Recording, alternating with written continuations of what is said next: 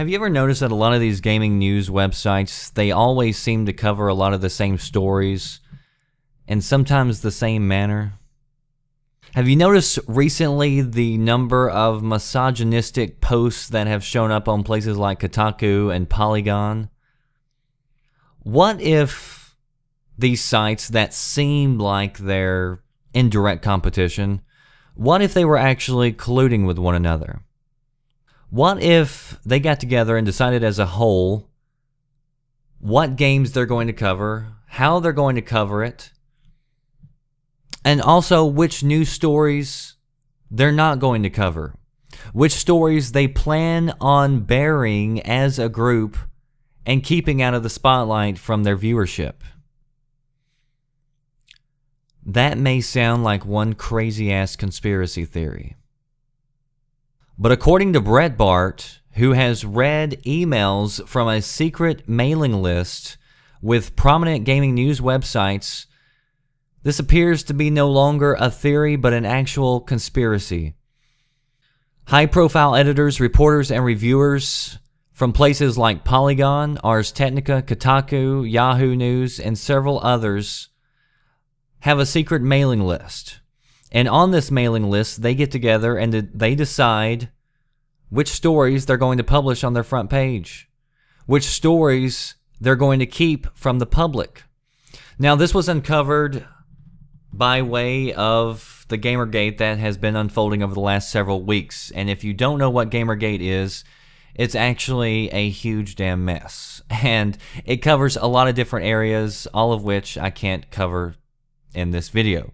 But we're going to focus on the gaming ethics part of it. And I'll tell you kind of how the story got started. So, you had a developer named Zoe Quinn who had created a game called Depression Quest. Now, I don't know anything about Zoe Quinn or Depression Quest. I don't care anything about playing a game about being depressed because that sounds kind of depressing. So, I don't know much about that. But what I do know is that this developer and this game has been covered a lot in the gaming media. It's also been given some awards.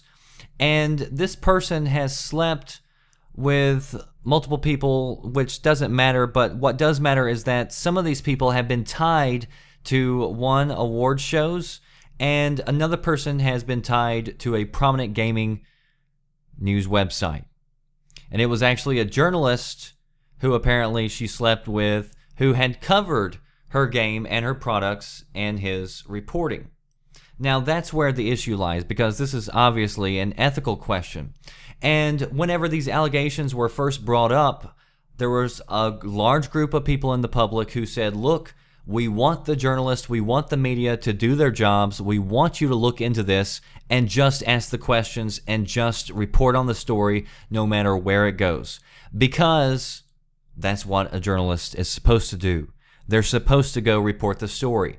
And no matter what it does, no matter who it makes look bad, no matter what dirt it uncovers, a good journalist will just tell the truth.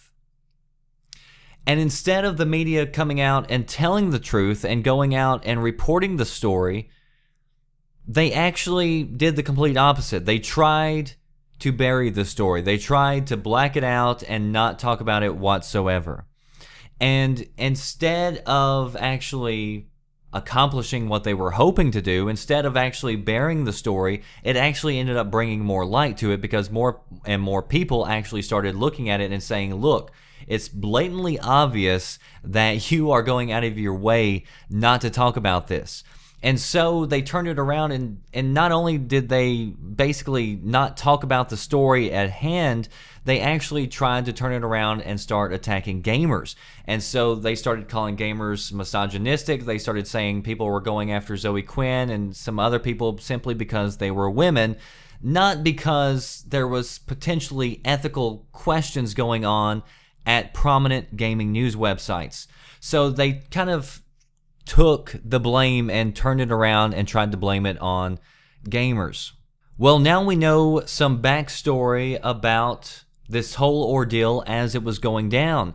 And we now know, because of Brett Bart and them reading the emails and releasing some of them, that there was a direct connection between the news media getting together and talking about keeping this story on the lowdown and not giving it any attention at all. And one of them was talking about if they did give it attention, maybe they should use this as a platform to actually boost this developer and boost her game.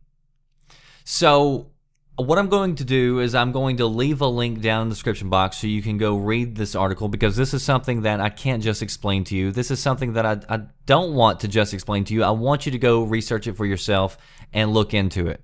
But here's what you need to know. You cannot really trust anything that a lot of these people say. A lot of these news sites, whenever you hear something, I'm not saying don't go to them. I'm not saying don't trust anybody. I'm not saying you can't ever read a review and actually believe it. But what I am saying is keep in the back of your mind that whenever you're reading a game review, one, did this person pay for this game? Probably not. Two, what else was done for this reviewer? Were they given any trips? Did they get to be flown out somewhere to actually go sit down and play the game for several hours? Keep that in the back of your mind. If you were flown out and you were given all sorts of goodies and taken to clubs and get to hanging out with developers and everything for several days, would that influence what you write about the game? And then also, whenever you see post after post on different stories or on different news websites that look very similar, where all of a sudden Polygon and Kotaku every day are telling us how gamers are so misogynistic and they're just, you know, filthy pigs who hate women. Maybe you should always question that and why it keeps popping up. And if you ever thought that there was a conspiracy, now you know that there was. Links down below. That does it for me, The Red Dragon. I'll see you next time. Thanks for watching.